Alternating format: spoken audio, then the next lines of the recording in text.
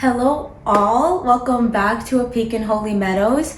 My name is Jolie and today I wanted to talk a little bit about law of attraction and how we can better align our energies to attract what we truly desire in life. In my opinion, being able to be an active creator, as in choosing what you want for your life, is essential for lifetime satisfaction.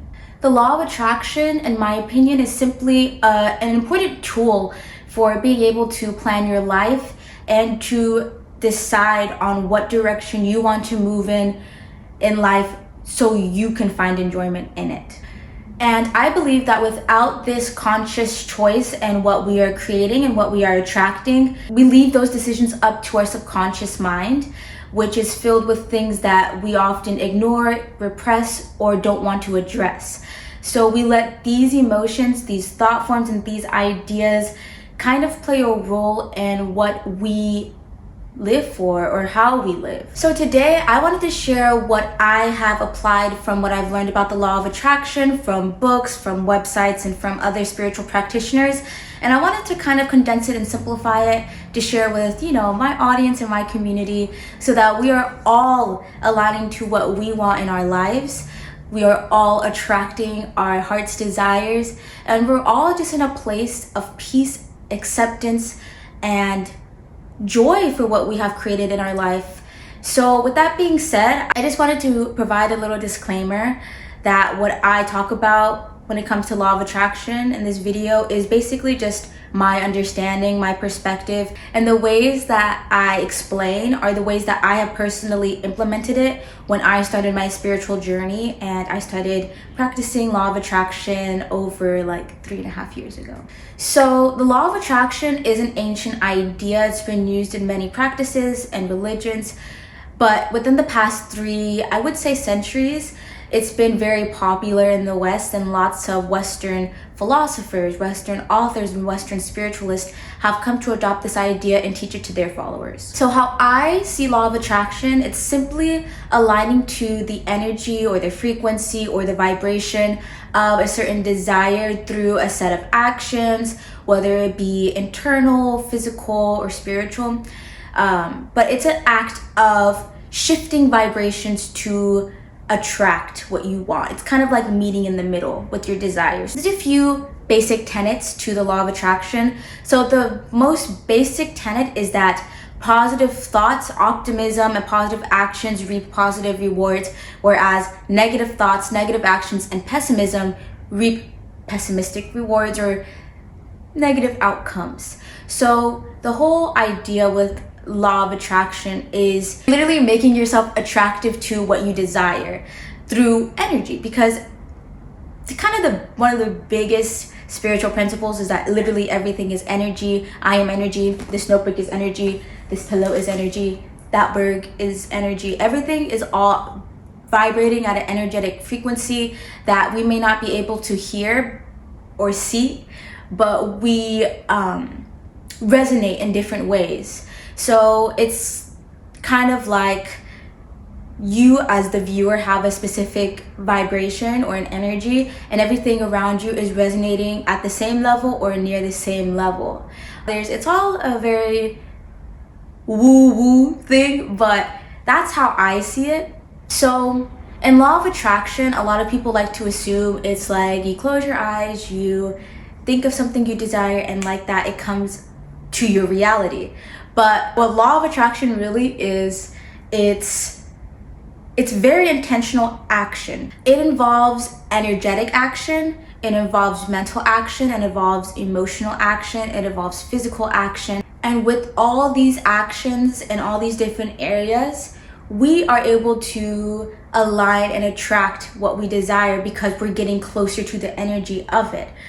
I think one big thing that a lot of people forget when we are talking about law of attraction is kind of this action part where we need to not only be aware of our intention in the mind, but we have to actively be working towards that intention daily. As much work as you put in is what you get out, is what I always believe.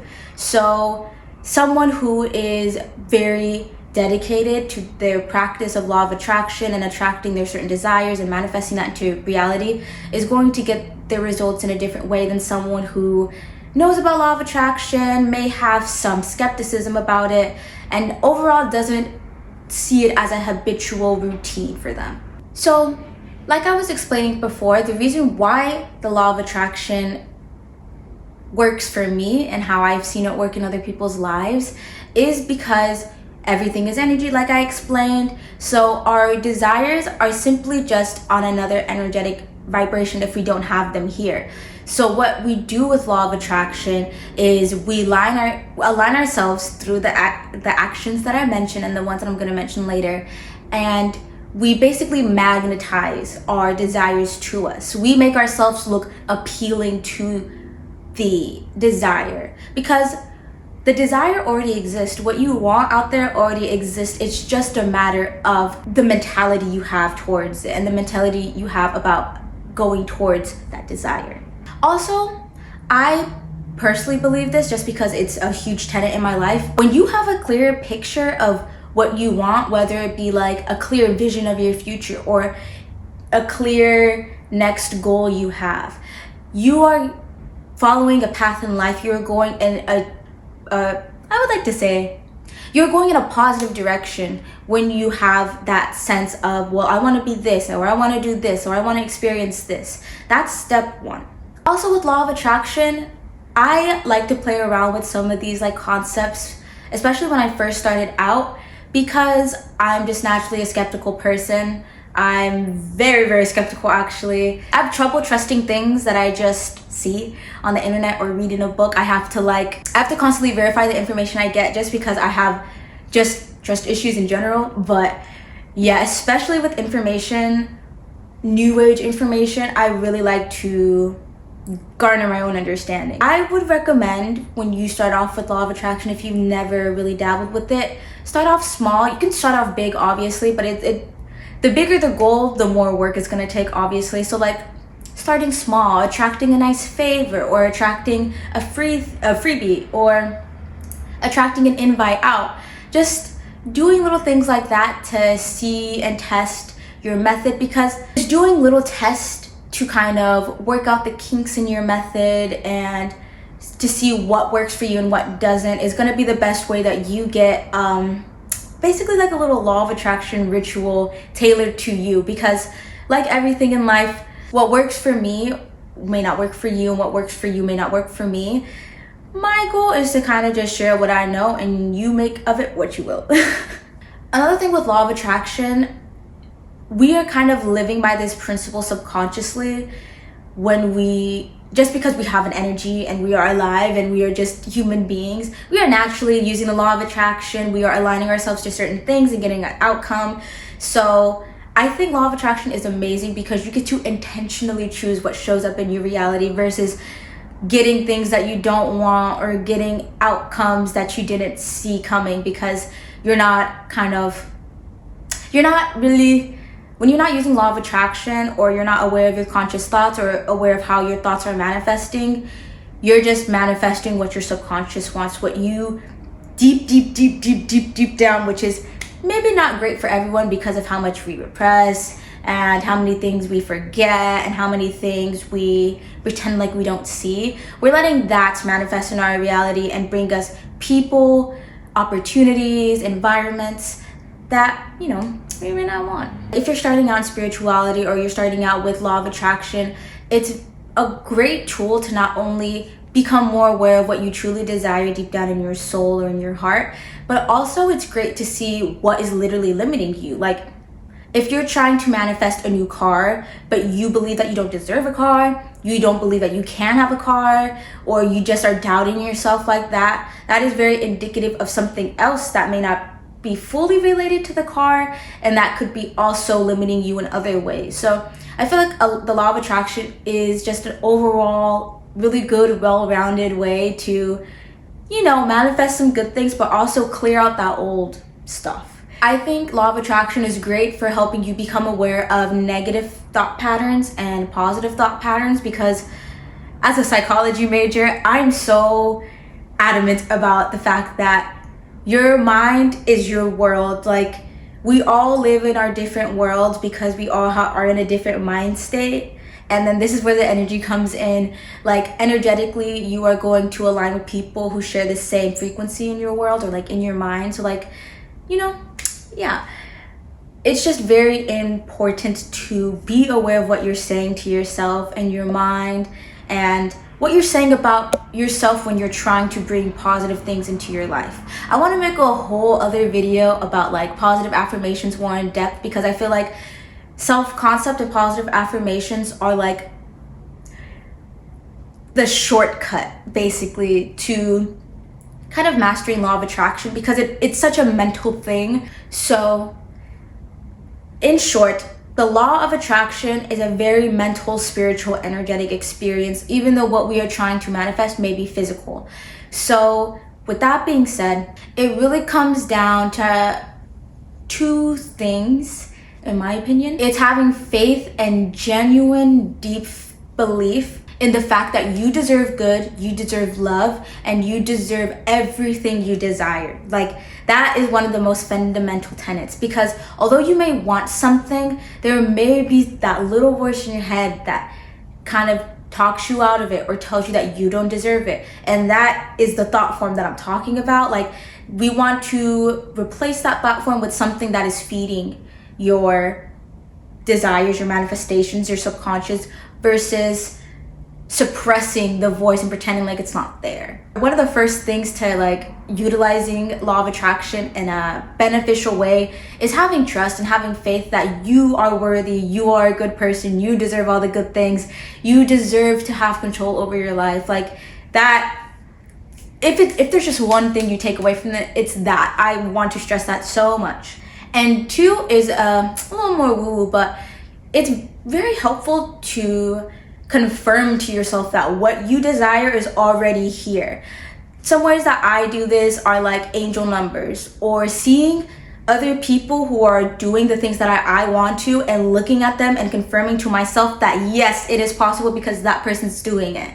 So just finding ways to confirm that your dream is coming, your desire is coming, your manifestation is coming is very, very helpful in building that belief. And it also, when you have the belief that you deserve what you want, and you have the belief that what you deserve is coming to you, you literally just attracted it. So I wanted to share some tips and tools and other things that you can use while you're figuring out the law of attraction.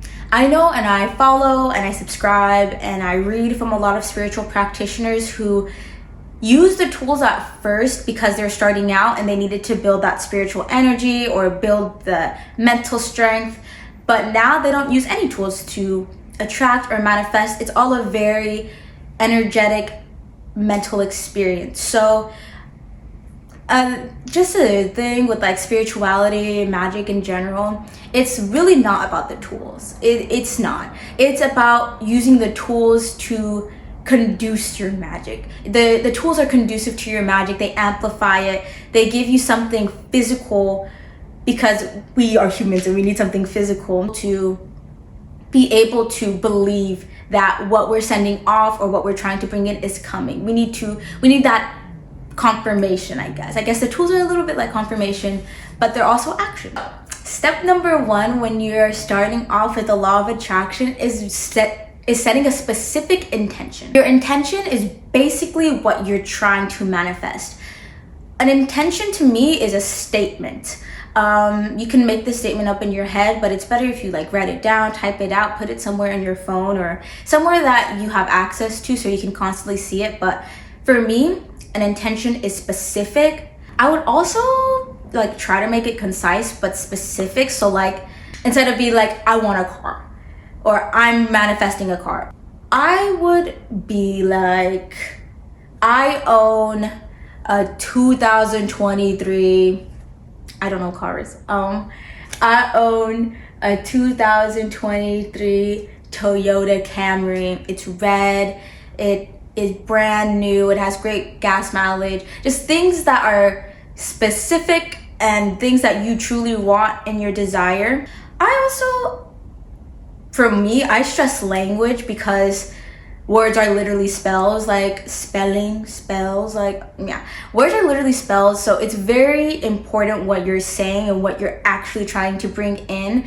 And that's why I also think the intention is important, because your intention behind why you want something is also important. If you just want something to flex on everyone else or to show off, you're gonna get it, but it might be warped, or it might not be the way you imagined it, because your intention is not very pure.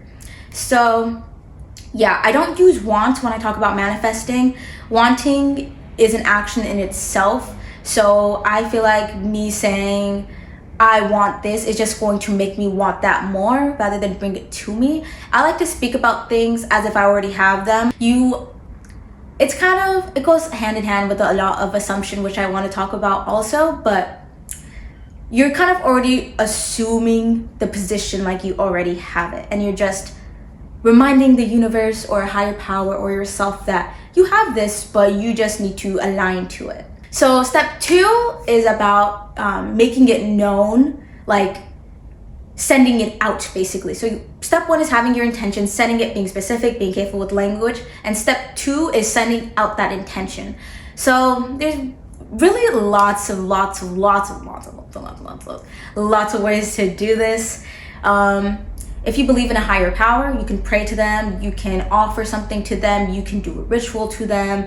If you don't believe in a higher power, or you aren't religious but you're still a little spiritual, I would do it to yourself, like promising yourself. You want to allow them into your manifestation. You want to allow them into what you're attracting. Another thing is, I will stand by this forever. Do not tell people what you are manifesting. I don't care who. Don't do it. Energy is very, a little finicky. So when we allow others into our manifestations and attractions, we're allowing their energy to get jumbled into what we're trying to manifest. And that could be great if they're happy for us and they really want us to do well, but it could be horrible if they aren't happy for you, or they don't want you to, or if they don't want to see you do better than them. The step 3 and step 4, they can be interchanged, and they're probably going to go back and forth, because attracting is a process. Like, we have to make sure we're aligned. We have to make sure we're clearing out. So step 3 is aligning. So you can align to your destination. You can align to your manifestations in, again, many ways. There's meditation. Meditation builds your spiritual body. It strengthens it. It protects your aura. It protects your heart. It protects your mind. It allows you to clear your mind. It allows you to clear your vessel. When we meditate, we're raising our frequency, and when we raise our frequency, we're raising higher to what we're attracting. I love to journal, so there's also ways that you can journal for attracting and aligning. You can journal gratitude. You can journal your affirmations.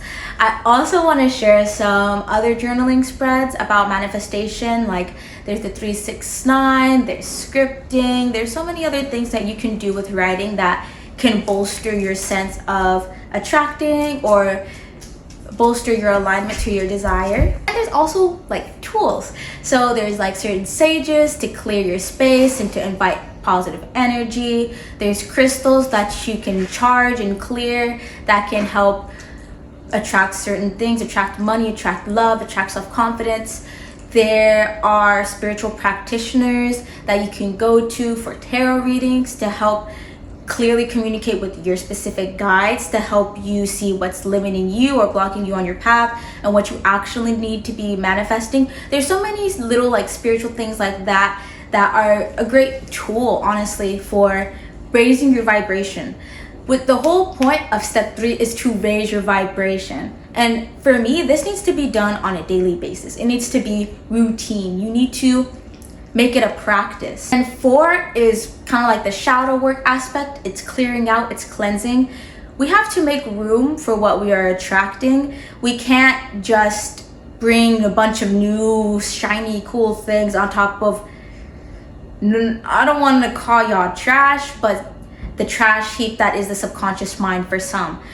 I'm speaking from personal experience because my subconscious mind was very clouded with lots of self-deprecation, lots of discouragement and lots of just negativity that I literally let fester and create my reality for like the first 17 years of my life. I think one of the biggest cautions or disclaimers maybe is about the clearing out process. We have to be able to clear and release things that are blocked within us, whether it be trauma or blocked emotions or thought forms or blocked memories. We have to be able to sort these things out because they are kind of causing a traffic jam in our energy systems, you know?